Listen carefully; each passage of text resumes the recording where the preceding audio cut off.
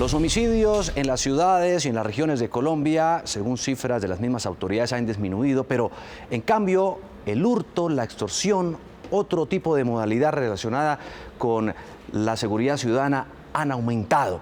Lo habíamos dicho desde muy temprano, aquí por este tablero. Candidato Gustavo Petro, buenos días. ¿Cómo estás? ¿Qué tal? Bienvenido. Bien. Estaba yo aquí con el corazón en la mano, casi no llega. Bueno, ¿Mucho trancón? Venimos de manifestación en manifestación, plazas llenas y siempre es difícil la intensidad en los tiempos. Entiendo. Lo cierto es que lo hemos invitado desde hace mucho tiempo para que tocáramos los temas, entre otros, que le interesan a la ciudadanía, entre ellos lo que tiene que ver con la seguridad ciudadana, la educación, la pobreza, porque su propuesta, su estrategia de campaña está muy enfocada hacia ese tema. Yo quiero empezar por mostrarle a nuestros televidentes algunos de los titulares para que usted me ayude a analizar, candidato Petro. Por ejemplo, este es de Revista Semana, miedo por esa oleada de inseguridad en las calles en las regiones de Colombia. Hurto, el delito que más golpea a los bogotanos. Cifras de hurto en Colombia siguen en aumento. Alarmantes cifras de hurtos en Colombia, dice Caracol Radio. Bogotá cada vez más insegura. Esas son las cifras de los crímenes de la capital de Colombia, inclusive de CNN. Hurtos nota en rojo en estadísticas de seguridad en el país. ¿Cómo ve usted el panorama hoy? Bueno, fíjate que hemos tenido una experiencia concreta. Nosotros, según la encuesta de Bogotá, ¿cómo vamos? Redujimos la victimización por delitos, por hurto fundamentalmente, de un 39% del total de la población en Bogotá a un 20% en el año 2015. El 39% está en el 2009. Continuamente fue bajándose, de acuerdo a esa encuesta, hasta el 20%. Ratificamos un tanto los datos no con una encuesta, sino con una estadística que es importantísima, que es las denuncias a celulares, a empresas de celular por robo de celular, no a la justicia, porque usted sabe que eso está subvalorado. No, vamos a tocar eso más cada adelante. vez que a una persona le roban un celular, llama a la empresa para decirle que le desconecte la línea. Y en esa medida hay una fuente estadística más seria. El 33% del hurto a celular, de acuerdo a esa estadística, disminuyó en el 2015. Y después del 2015 volvió a subir todo. Pero déjeme interrumpirlo ahí un segundo, porque también según esa misma encuesta de Bogotá, cómo vamos en ese periodo, la percepción de inseguridad en todo caso sí era altísima. Sí, y disparada. Sí, pese a que usted dice que... Tiene que ver con otra discusión. Digamos, si queremos ver el hurto objetivamente, tenemos que saber qué personas les han sido robado el celular, fundamentalmente, y otros bienes. Y eso se encuentra en la encuesta de victimización, un método. La percepción es lo que yo creo que está pasando. La realidad está o en la victimización directa, pero obviamente es una encuesta, o en las llamadas que se pueden contar por las empresas de celulares de reporte de robo. Pero es que Son también datos. la denuncia era muy baja, ¿no? Por eso. Entonces, por eso tenemos estos otros indicadores diferentes. Porque tú con la denuncia no sabes realmente qué está pasando. Puede que la gente no denuncie. Pero sí sabe quién es víctima o quién no. En cambio, sí sabes a partir o de la encuesta general, Bogotá, cómo vamos, o del dato de las empresas de celulares en lo que tiene que ver con hurto de celulares. El dato es ese. Bajas del 39 al 20, que es un éxito, y después vuelves a subir al 32, que es el último dato que tenemos. ¿Por qué?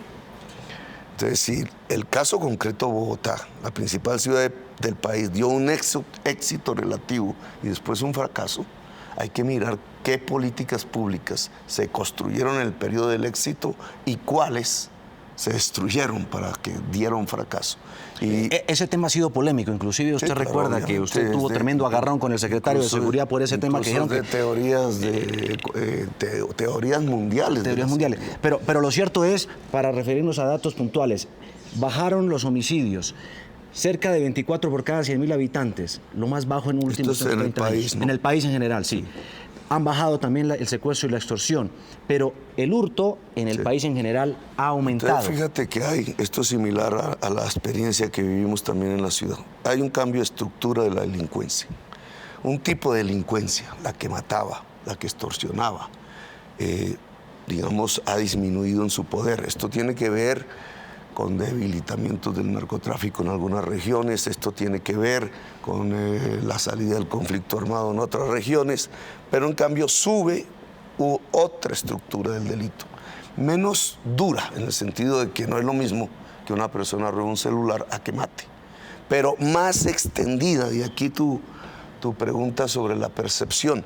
Mientras estás hablando de 16,000 homicidios en todo el país, aquí estás hablando de por lo menos 700,000 robos de celular.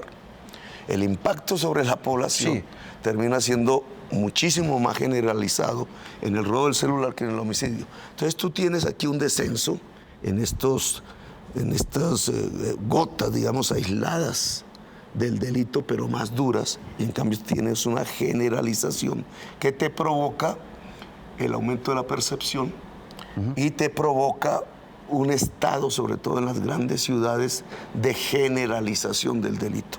Usted Ahora, propone... estos actores son diferentes. Aquí tienes unas organizaciones criminales, aquí tienes personas muchas veces.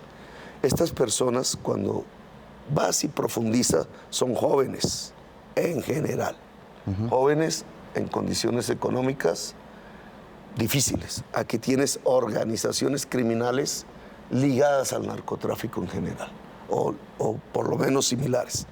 Entonces, este es un cambio de estructura también social del delito. Y tienes que acometer una estrategia diferenciada. En este caso, porque no puedes dejar, siempre tienes que bajar más y más el homicidio y la extorsión. Así no pegue en la percepción de ciudadana. Tú no estás actuando como un político electoral, estás buscando la seguridad ciudadana. Y en el otro caso, tienes que ir hacia otro grupo poblacional, que son los jóvenes del barrio popular. Vamos a tocar ese tema porque usted también en su programa de gobierno y demás plantea algunos puntos clave. Dice que detrás de la inseguridad, o por lo menos así lo deduce uno, hay un alto grado de la situación de pobreza que vivimos por la desigualdad social. Colombia es uno de los países más desiguales del mundo. De cada 100 personas, 28 son pobres y muchos de ellos, su ingreso no supera los 240,000 pesos. DANE, ¿no? Sí, esos son del DANE. Pero, sin criticarlos, no es exactamente lo mismo pobreza que eso me los dieron su campaña. Desigualdad social, ¿no? Ojo, la pobreza puede ser una consecuencia, pero no es que haya delito porque hay pobreza. Porque muchos países son más pobres que nosotros y son menos violentos. No, la correlación exacta es que en los países más desiguales hay más delito, más violencia. Entonces la correlación exacta es con la desigualdad social. Y Colombia es hoy, dependiendo de la estadística Gini, la tercera sociedad más desigual socialmente del mundo. Pero uno oye al gobierno... El tamaño de Colombia, 50 millones, es la más desigual del mundo. Esas distancias bárbaras de desigualdad sí tienen que ver, y fundamentalmente, con el crecimiento de la violencia en el país.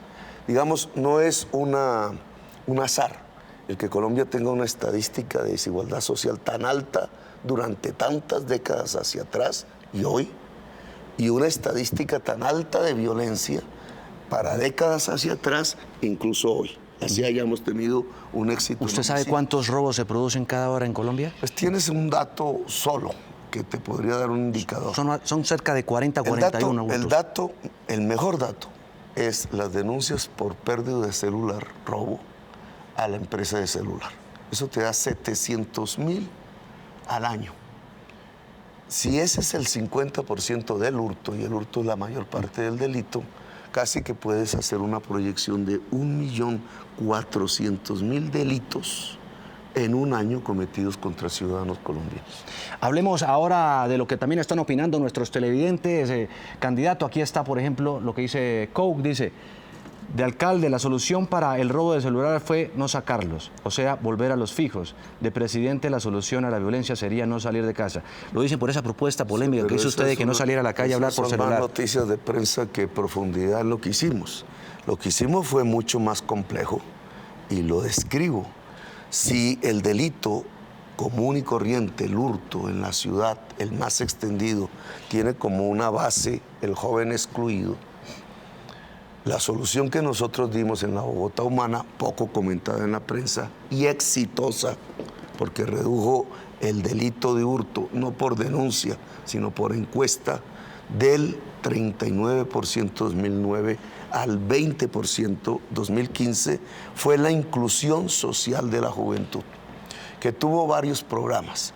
Uno general, la permisión de que la juventud pudiera tener espacios, poderes, capacidad artística, los murales del centro, que a algunos no les gustaron, a otros sí, la inclusión en la educación, los programas de educación superior en el colegio, la atención a la primera infancia, que te quiero comentar, no es de corto plazo. Se lo valgo. No Ese fue uno de los datos de ustedes importantes, pero lo de la delincuencia juvenil sí, pero ojo, estaba disparadísima. Quiero que lo sepas, la principal política de seguridad de un país, no pensada en el corto plazo, sino en el largo plazo, lo que te garantiza una disminución permanente del delito es una atención profesional e integral de la primera infancia.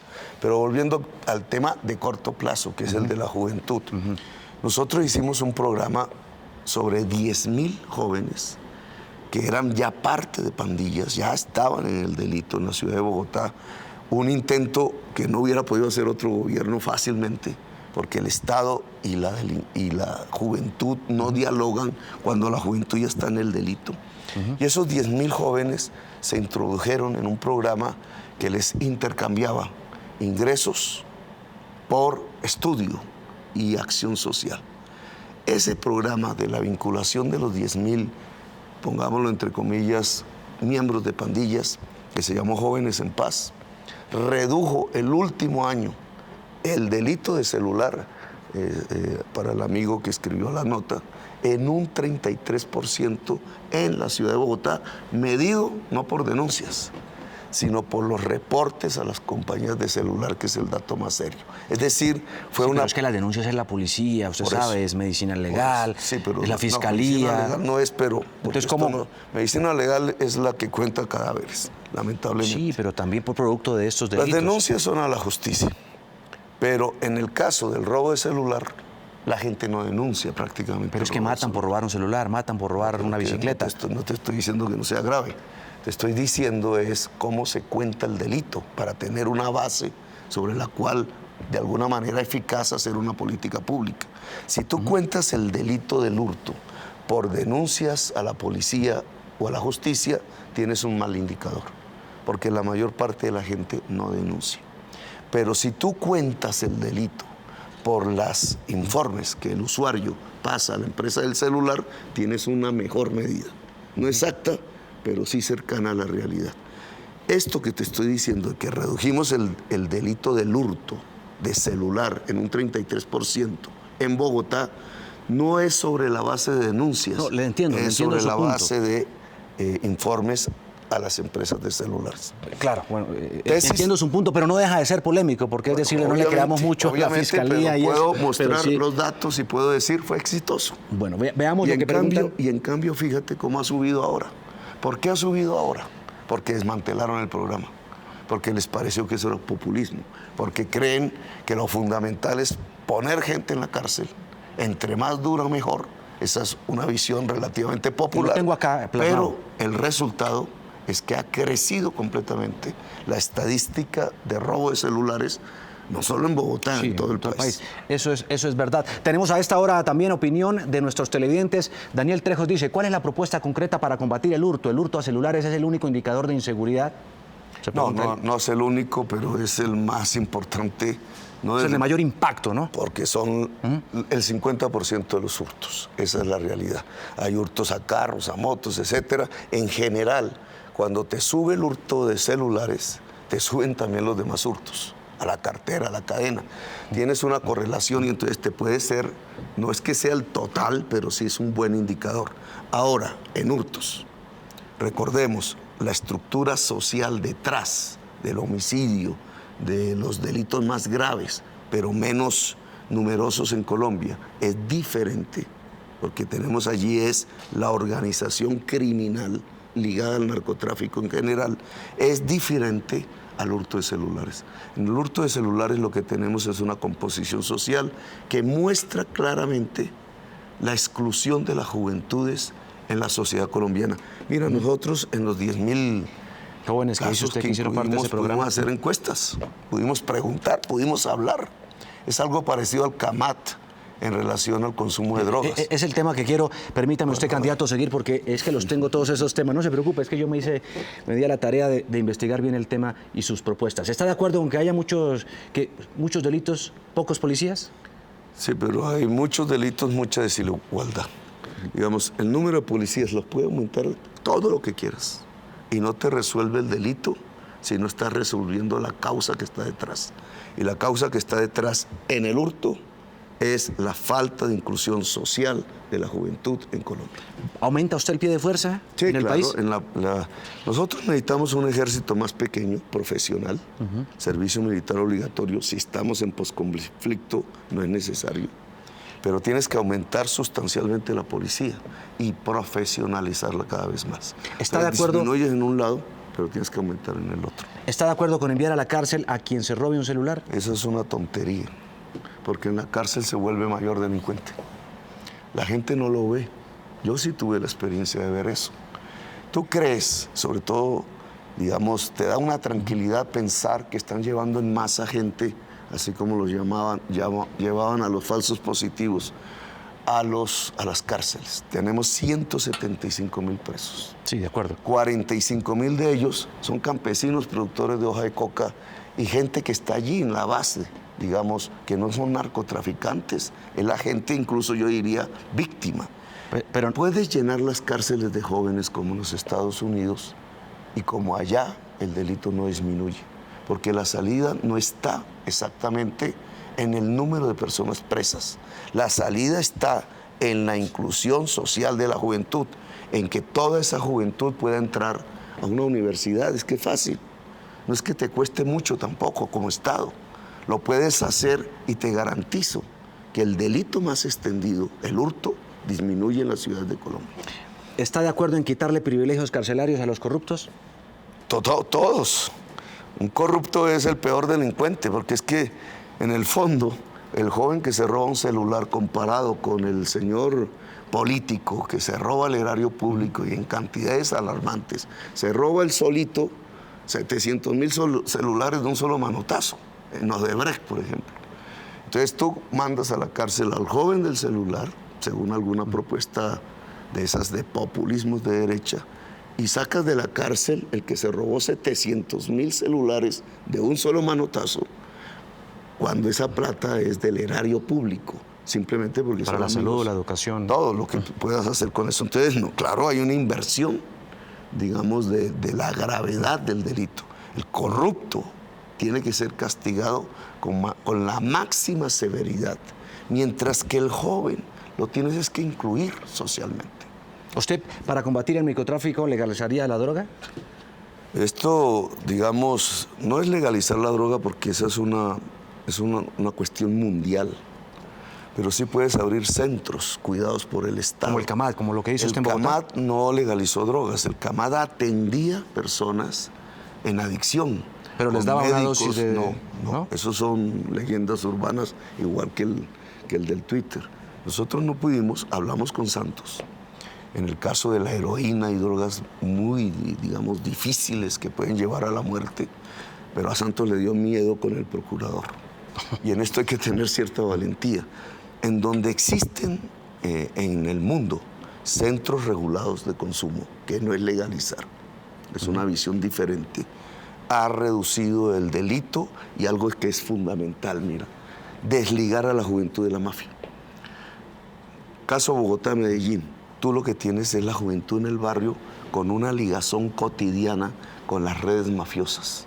Las redes mafiosas inmediatamente se financian, yo estoy hablando de paramilitares, se financian hoy con la extensión del mercado de la droga en la niñez prácticamente que está en los colegios. De acuerdo. Entonces hay un circuito perverso entre extender el mercado de la droga y financiación de organizaciones criminales, que es otro tipo de estructura criminal.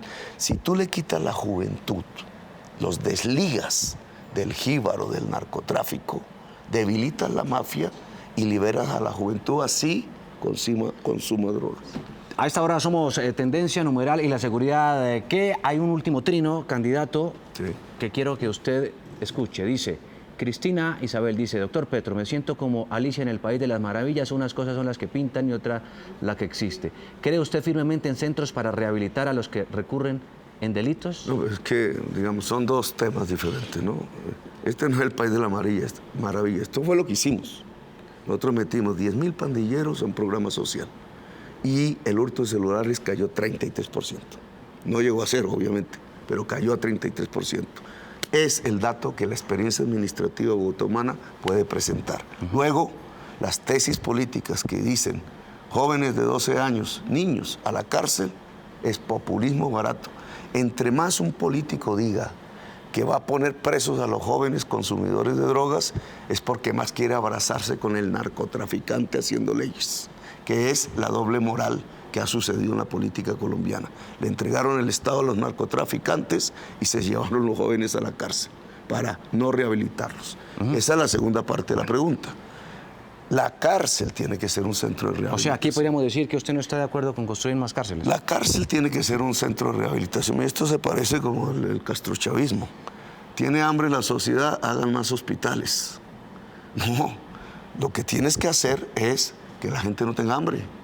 Y aquí en el caso de las cárceles, entonces hay un candidato que dice el IMPEC se acaba y a la policía. La policía sabe rehabilitar, el IMPEC tampoco.